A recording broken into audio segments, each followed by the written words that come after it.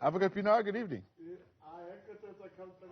How are you? I'm well, thank you very much. It's Thabo Mjuli. I'll be doing the interview in a moment. Just testing. Evening, Thabo. Hi.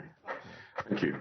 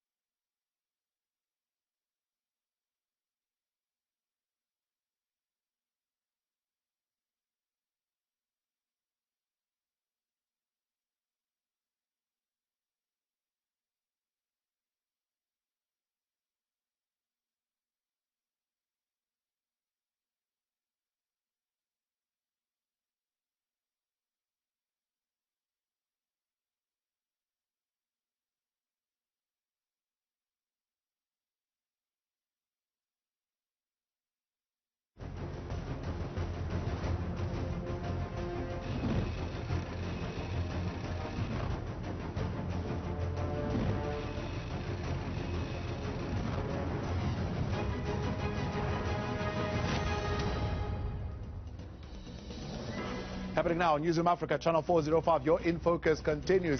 This hour, why it's important to protect the integrity of the office of the public protector. First, though, let's look at your leading stories tonight.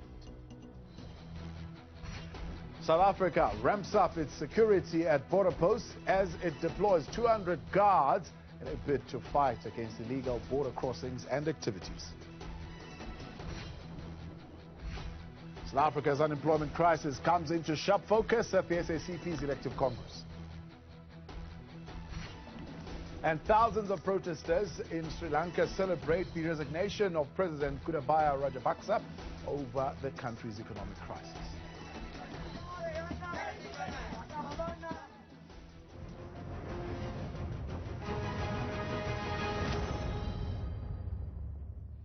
Back tonight on In Focus. Thanks for staying on. Let's begin here then. Suspended public protector Advocate Busisiwe Mkhwebane's advocate, Dali Mpofu, has reiterated calls for President Cyril Ramaphosa to testify at the impeachment inquiry. The president yesterday declined the request, saying he's never made allegations against her, but Mpofu says Ramaphosa's call for the public protector to be criminally investigated is enough grounds for him to take the stand. Where it is a direct, if someone says that the public protector is guilty of a crime, then it is a crime. It's not me who says that. And that person is going to come here and justify that accusation. Or you cannot take it into account. So the nature of the accusation is not in our gift. It's whether it's in the gift of the person who makes that accusation. At the same time, former SARS executive Johan van Lochenberg says he could have been a great help to Advocate Mkhwebane during her probe into the so-called rogue unit. He maintains that the public protector's report lacked credibility and facts. The so-called equipment that Ms. Mkhwebane listed in her report is then equipment that Mr. Lombard in the recordings very specifically indicate had nothing to do with the unit, but were acquired by a completely different unit in SARS for a completely different purpose. I know of no persons that ever bugged officers of the NPA at all. I know of no such investigation or activity whatsoever. I have nothing further to say. I think the manner in which the court states it is perfect. Ms. Mkhwebane ought to have asked me. I would have assisted her to the best of my ability to determine the facts of the matter. But in order to establish the legality and lawfulness of what that unit did over the period of 7 years that it existed, one has to look at what they did. Ms. Mkhwebane did none such thing. This lies at the heart of my complaint. Yesterday I said my complaint is very narrow. All I'm saying is that the investigation was not an investigation because Ms. Mkhwebane did not seek to obtain all the facts. Section 194 Committee Co-Chair Richard Kyanki says any request for summons will only be authorized by the committee. There are always going to be wishes, requests and expressions about which other witness must be subpoenaed. It is only the committee, through its chairperson, that does those kind of things of summoning and subpoenaing witnesses. And for that to happen, there's a rigorous process that there's got to be relevance in whoever you want to summon and subpoena. There's got to be a certain criteria met. In other words, because subpoenaing becomes the last resort, having done a number of things where you would have made contact with this witness and say, we think we've got an issue that you can answer for, and there must have been that kind of a two-way process between whoever is requesting and the identified witness.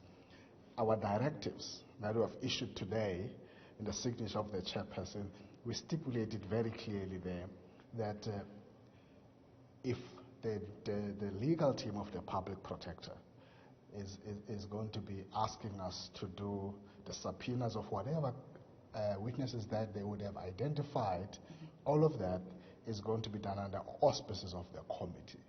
And doing that means that we would need to be satisfied whether that witness is relevant to the kind of motion that we're dealing with and the issues that are arising out of that. Let's take the conversation further now and ask the question why the Public Protector's Office is considered the key champion of the country's Chapter 9 institutions designed to hold government accountable to the electorate. Joining us to share his thoughts is Advocate Gary Pienaar, Senior Research Manager in the Developmental, Capable and Ethical State Research Division of the Human Sciences Research Council and a former provincial representative of the Office of the Public Protector in the Western Cape. Advocate Pienaar, good evening and thank you very much for your time and for joining us tonight here on In Focus. I know you reflect quite intensely on this article around why it's important to have control and supervision over how state exercises power. And if we get time, we will be able to expand a little bit more on that. But I want to start here because we are here now. The Section 194 committee in itself, are we adding fuel to fire in terms of bringing a legitimacy crisis into this office? There are some, for example, who are saying the motion by the DA we should not allow as South Africans, because once we begin to weaken that office, then we are giving way too much power to the executive to do as they like. Good evening, Advocate. There are a number of safeguards to prevent that happening. So, I mean, first of all, I think it's important to acknowledge that the Constitution envisages this kind of scenario where it might be necessary to remove an incumbent public protector from the office. And for that reason, that it is the grounds are specified on which the public protector can be removed. So it's in grounds of incompetence or incapacity, for example. And I think that because the Constitution envisages that possibility, it therefore recognizes that these are two separate entities or two separate legal persons. So the office of the Public Protector will remain, it will continue to operate, but the incumbent can be investigated on the basis of facts that have been found to have prima facie weight by the panel that has investigated the allegations made in the complaint by the Democratic Alliance. So I don't think this is unwarranted attention. Yes, it is a very difficult situation for the country to be in. Of course, it's difficult for the incumbent as well. But I think that's why Parliament needs to ensure that this process is undertaken in an even-handed and a transparent manner that upholds the dignity of the office, while nevertheless examining the serious allegations and findings that have been made against the Public Protector as an individual. So are we oversimplifying when we suggest that the state is the only institution with the capacity to misuse power, and therefore you need an ombudsman, you need a policeman, like the Chapter 9 institution? I mean, does it also work the other way around? Is the Chapter 9 institution also with capacity to abuse power? Yes, I mean, I think certainly there are a number of Chapter 9 institutions. They are there to strengthen and uphold constitutional democracy. So they include the Electoral Commission and the Auditor General, the Human Rights Commission, as well as the Public Protector's Office, and there are others. And of course, there are ombudsmen as well that oversee various sectors of our economy. So you have an ombudsman, that oversees fair retail practices and trade practices, so that consumers are not prejudiced. You'll have ombudsmen in specific sectors such as real estate agents and that sort of thing. So it's certainly not just the state that can misbehave. Our laws have established a number of different ombudsman kind of institutions that are meant to ensure that those who are active in those areas do abide by the codes of conduct, abide by the ethical standards, the professionalism that the trust that is placed in them requires. So it's important when people are entrusted with power of any kind that there is accountability at some point, and that accountability can take different forms. You and I can litigate against each other privately. So you and I are accountable to each other because there is a constitution that says I have obligations to you and you have obligations to me. That doesn't mean that certainly that the state is the only one that can do wrong or can abuse or misuse power, or perhaps doesn't have the capacity or the ability to exercise that power in an appropriate way. And a lot of trust is placed in the ombudsman because they have so much authority in respect of the state. The Public Protector, as our national ombudsman, has enormous authority to say that members of the executive have conducted themselves inappropriately or have broken their code of ethics, breached their code of ethics, or that government departments have not treated the public fairly. And so I think for that reason, the Public Protector, the incumbent, the individual, must be above reproach because they're expected to exercise judgment that is persuasive.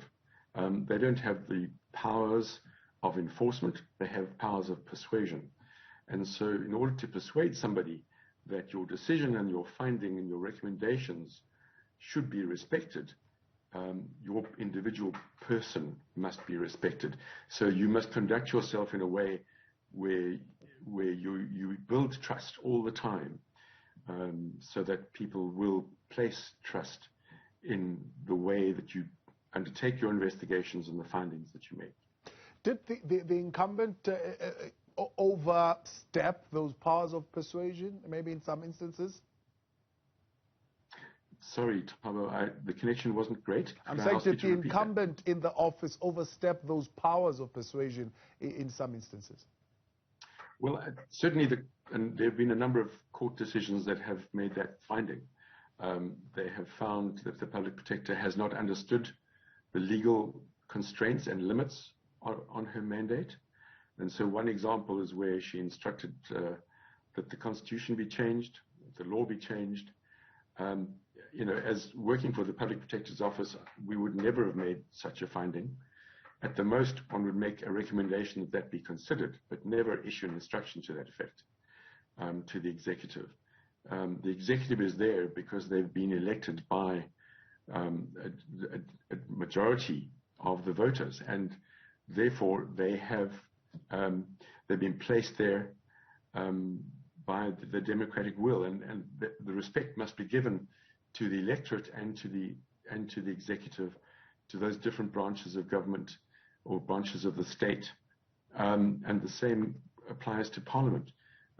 That the public protector can't just make findings that are not well founded in law or in fact, and that in fact exceed the powers and mandates that have been given to her by the Constitution, or given to that office by the Constitution and the Public Protector Act, among other things. So the public protector would argue, I mean, in the number of conversations that I've heard with her, that it's a misconception, this idea that the public protector exists solely in order to protect citizens against abuse of state power in government, right? Because those in government can also have power elsewhere, and therefore, for example, she feels she should be given access to the CR17 funds, because that, in its way, could represent conflicts of somebody who is in state power, who is not controlled maybe within state or government, but who's controlled within industry and within capital, and she should be given right to be able to do that. Do you find any